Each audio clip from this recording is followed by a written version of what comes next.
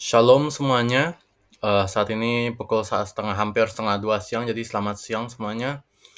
Pada kesempatan kali ini saya akan membahas tentang yang namanya chaos dan logos. Ya, ini topik kita hari ini. Jadi kenapa saya ingin membahas tentang chaos atau kekacauan ya? Kan kekacauan, chaos itu kan kacau ya, kekacauan. Dan juga logos. Logos itu bahasa Yunani, kurang lebih istilah Indonesianya keteraturan. Jadi ini sebenarnya latar belakangnya adalah karena saya menulis tulisan banyak di Substack dalam bahasa Inggris.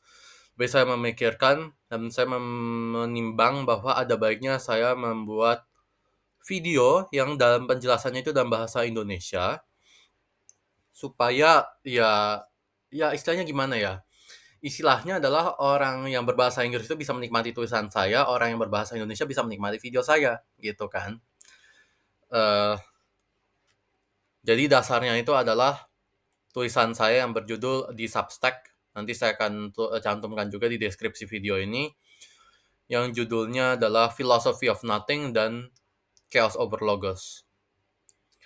Jadi istilahnya itu, saya hapus dulu. Nah, kita coba, saya mau nge-zoom sedikit ya.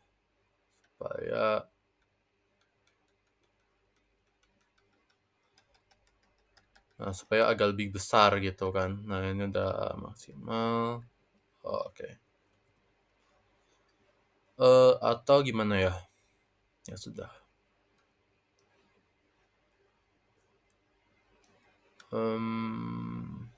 Sebentar, saya mau setting dulu. Oke, got it. Ya. Oke. Jadi sebelumnya kita harus menetapkan dulu, kita harus memahami dulu apa namanya kacau dan apa itu namanya teratur. Ya. Apa sebenarnya yang dimaksud dengan dua hal ini? Karena dua hal ini sangat berbeda. Teratur itu artinya ada hukum. Ya, ada identitas. Ada juga ya esensi. Kalau kacau itu artinya apa? Tidak ada hukum, tiada identitas, dan tiada esensi. Nah, ini saya tidak membahas ini dalam konteks mistik atau konteks spiritual, karena itu pembahasannya nanti lebih liar lagi. Tapi saya benar-benar membahas ini secara filosofis. Walaupun pastinya akan ada nuansa-nuansa teologis nantinya, tapi untuk sementara saya hanya membahas secara filosofis dulu. Saya mau ngecek sesuatu. Nah, kita hapus lagi. Nah, apa yang akan terjadi bila misalnya ada kekacauan? Kacau ya. Kacau. Kacau yang murni. Ya kan misalnya tidak ada hukum. Ya, hukum. Ini menjadi tidak ada. Hukum itu kan paling dasarnya ada 3 ya. Kalau misalnya kita bicara secara filosofis, secara logika, hukum itu ada hukum identitas, ada non-kontradiksi, terus ada excluded middle. Saya nggak tahu cara nerjemahinnya kayak gimana. Jadi istilahnya, kalau kita terjemahkan ya, kita gambarkan, misalnya ini A sama dengan A. Ini, lalu non-kontradiksi itu bahwa A tidak sama dengan min A, dan ini A atau min A. Ini saya jelaskan ya. Jadi identitas itu artinya bahwa setiap hal itu sama dengan dirinya sendiri gitu. Misalnya kita gambarkan orang, ya gambar orang, ini pasti sama dengan dirinya sendiri gitu. Ya mungkin gambarnya nggak sama tapi mirip lah ya. Ini kan sama gitu. Nah, itu identitas. Identitas artinya semuanya itu sama dengan dirinya sendiri. Misalnya ini namanya siapalah A juga gitu. A itu pasti sama dengan dirinya sendiri gitu.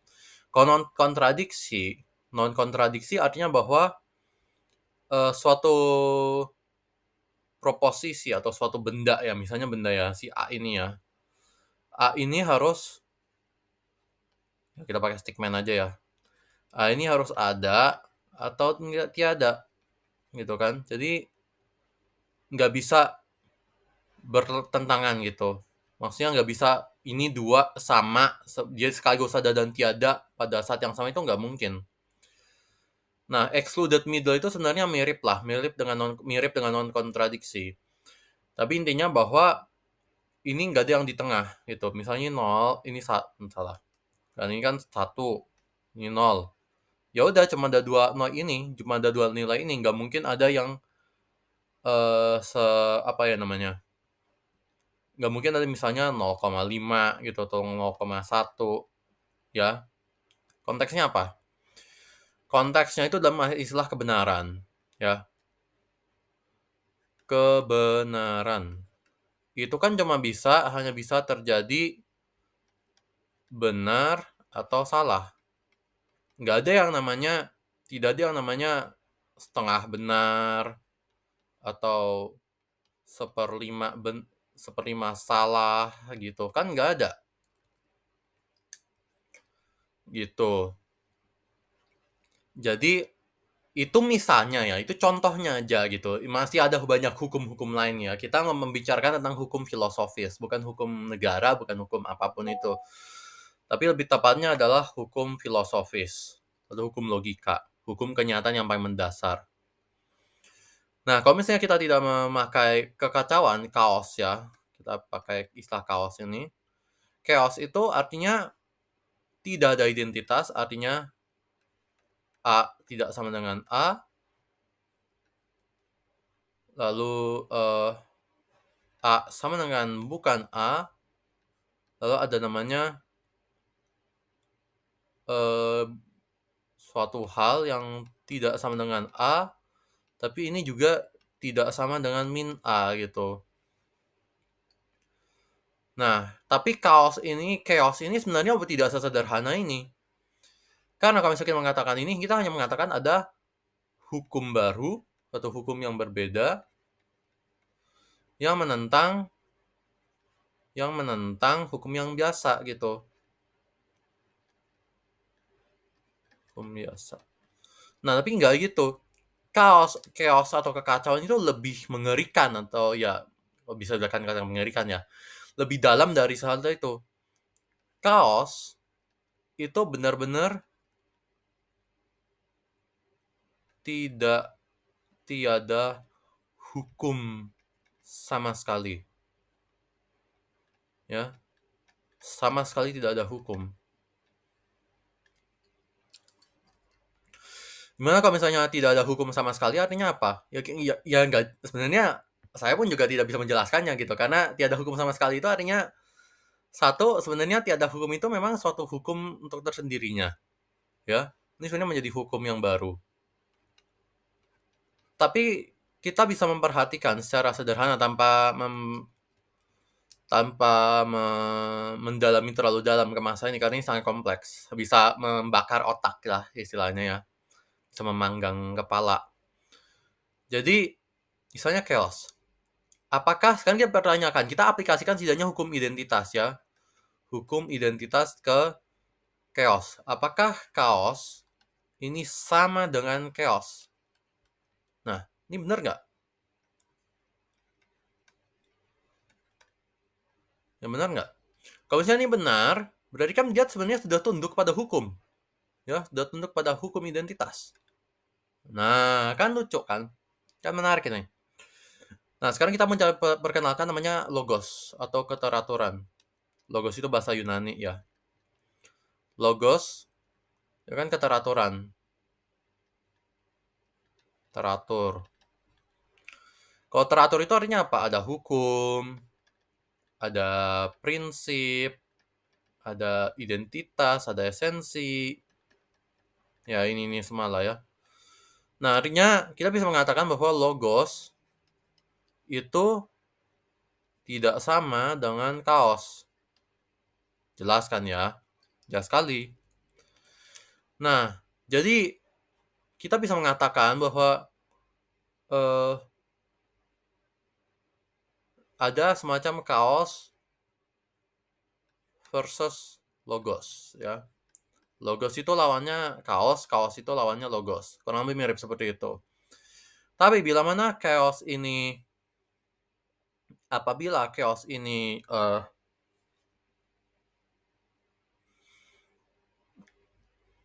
kalau misalnya kan tadi kita sudah mengatakan bahwa chaos kalau misalnya dia sama dengan dirinya sendiri, dia menjadi hukum identitas kan. Jadinya dia menjadi sebentuk logos. Tapi kalau misalnya chaos itu tidak sama dengan chaos, artinya dia sama dengan apa? Ya. Kalau misalnya chaos itu tidak sama dengan chaos, ini kan chaos sama dengan logos. Logikanya kan seperti itu. Ya. Kecuali kita mau berkata seperti ini. Ya, sebentar. Nah, kecuali misalnya kita mau berkata chaos itu ini chaos, ini logos, ini bukan chaos, ini bukan logos juga. Lah, terus dia apa gitu? Nah, ini paradoksnya, ini kontradiksinya gitu. Jadi, memang kalau misalnya kita memakai perspektif logos, maka kita pasti akan cenderung mengatakan bahwa chaos itu sebenarnya sebentuk logos. Tapi kalau misalnya kita mengatakan inilah dimana chaos itu bukan dirinya sendiri, tapi dia juga bukan logos. Jadi dia tidak sama dengan apapun.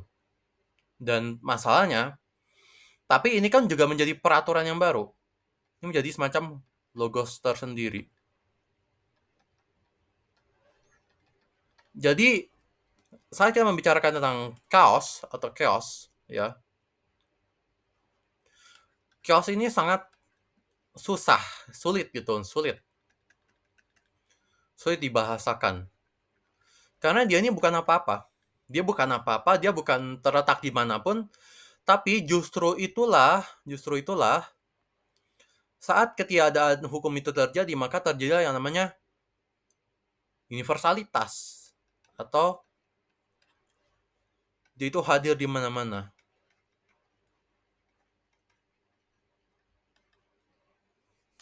Apa maksud saya? Karena kalau misalnya suatu hal itu benar-benar tanpa hukum, ya, anomi gitu kan, anomi.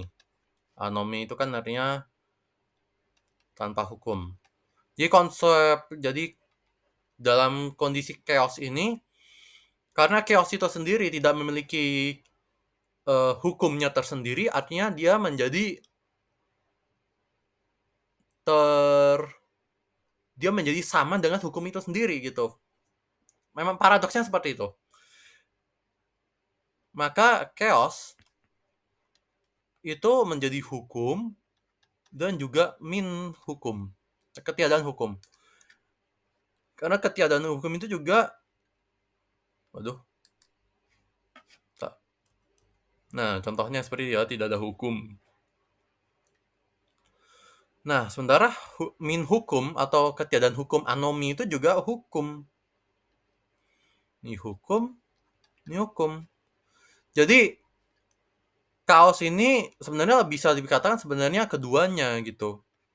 Keduanya sekaligus. Inilah yang namanya chaos. Ini namanya chaos.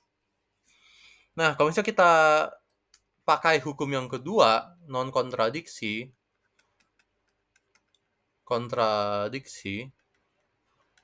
kan artinya chaos itu apa sih? Chaos itu kondisi di mana ada yang benar dan salah itu menjadi sama gitu. Benar menjadi salah. 1 jadi 0. 0 jadi 1. Yang salah menjadi benar. Nah, ini yang namanya chaos ini semuanya. Ini semuanya chaos.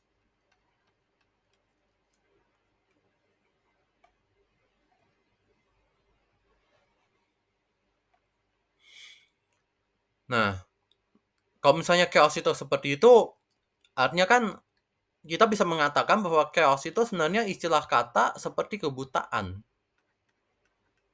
Chaos itu buta. Kenapa?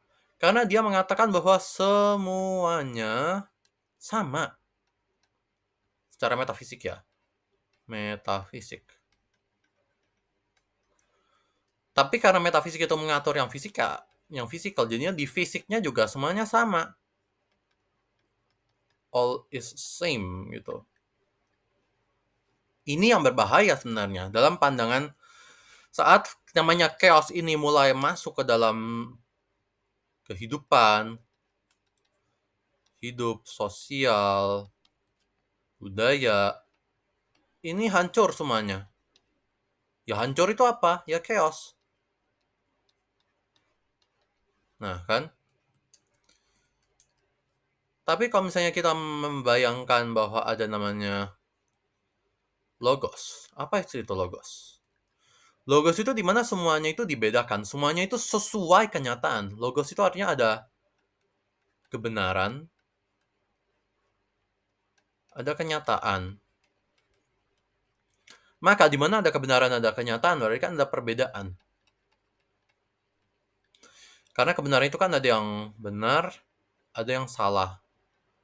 Ada yang plus, ada yang minus. Ini A, B. Dan di mana kita dapat melihat kenyataan secara dibedakan, secara distingsi, secara ditentukan, artinya suatu kenyataan yang memang benar-benar, oh ya, ya ini adalah ini dan itu adalah itu gitu. Di situ namanya keteraturan. Keteraturan, hukum, dan juga nanti muncul konsep hierarki. Jadi semuanya ini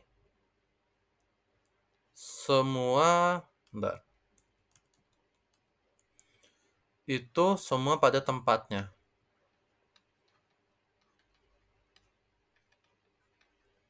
Dan dari sinilah, dari konsep inilah lahir semua konsep tentang kebaikan, keadilan, terus juga muncul konsep kerahiman, kasih, semua ini dari logos gitu. Semuanya dari logos. Jadi tanpa logos lahirlah chaos. Tapi secara realistisnya, karena kita hidup di kenyataan yang tercipta, kehidupan yang terbatas, ya terbatas itu mau nggak mau pasti logos. Karena kan kenapa? Karena keterbatasan kan artinya ada perbedaan, ada batas, ada keunikan. Keunikan artinya identitas. Nah, jadi yang sebenarnya kaos murni itu, yang namanya kaos murni atau kekacauan murni itu mustahil itu, atau impossible. Karena selama semuanya masih ada di kehidupan yang terbatas, itu pasti ada namanya logos yang mengatur. Pasti adalah kita semua tunduk pada yang namanya keteraturan, pada perbedaan, pada distingsi, pada keunikan. Nah, itulah yang namanya logos. Sementara chaos itu yang secara murni tidak bisa. Tapi apakah bisa logos ini berkurang? Ya, logos. Misalnya logos nih chaos kan. Misalnya kita awalnya di sini, terus jadi ke sini, mendekati chaos gitu. Bukan chaos murni, tapi mendekati. Itu bisa. Dan itu yang sekarang menurut saya sedang terjadi di banyak belahan dunia, termasuk di negara Indonesia sendiri. Itu apapun bentuknya ya, saya tidak menyatakan oh bentuknya ini bentuknya itu, tapi secara umum ada bentuknya, bahwa ada bentuk logos menurun menjadi kaos, ini ada bentuknya, ada wujudnya. Segala macam masalah, segala macam penderitaan, segala macam kejahatan dan seterusnya, ya itu semuanya dari kaos. Chaos itu lahirnya nanti crime, kejahatan, evil, atau yang paling buruk itu yang namanya sin, dosa. Ya, nanti tapi kita bicarakan itu kapan-kapan. Sementara logos itu ya pasti melawan segalanya, melawan hal-hal ini. Logos itu kan pasti artinya order, terus goodness, terus akhirnya virtue, kebajikan. Jadi kurang lebih ini yang bisa saya sampaikan pada kali ini. Memang tidak terlalu panjang, ya sebenarnya sudah 20 menit itu sudah cukup panjang sih. Tapi saya harap materi ini dapat berguna bagi kalau bukan saya sendiri, setidaknya juga yang pasti juga untuk orang lain, dan juga bisa mendatangkan kemuliaan bagi Tuhan. Terima kasih semuanya.